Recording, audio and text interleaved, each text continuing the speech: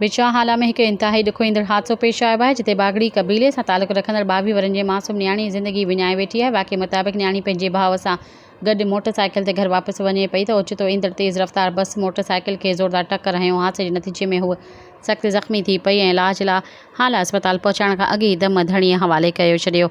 इलाइक़े में सोग ऐं रोज ॾाढो मासूम न्याणियुनि जे ओचिते मौत सबबि न सिर्फ़ु संदसि घर भातियुनि में रोज ॾाढो पइजी वियो आहे पर पोइ बागड़ी बिरादरी में बि ॾुख ऐं ग़म जी लहर छाइंजी वई आहे। ॻोठ में हर अख अश्क बार नज़र अची रही आहे जॾहिं त फोती न्याणी जे माउ ऐं भाइरनि जो रोई रोई बुरो हाल थी वियो आहे। वधीक इलाइक़े वासियुनि मूजिबि हाल खां भर पासे वारे इलाइक़नि में हलंदड़ हिन रोड ते ट्रैफ़िक जी तेज़ी ऐं ड्राइवर जी बेएहतियातीअ सबबि अक्सर हादसा पेश अचनि था पर इंतिज़ामिया तरफ़ां को बि मुअसर क़दम नथो खंयो वञे। माण्हुनि जो चवणु आहे त रोड जे ट्रैफ़िक पुलिस जी गैर मौजूदगी ऐं वॾनि गाॾियुनि जी तेज़ रफ़्तारी शहरियुनि जी ज़िंदगीअ लाइ ख़तरो बणियलु आहे।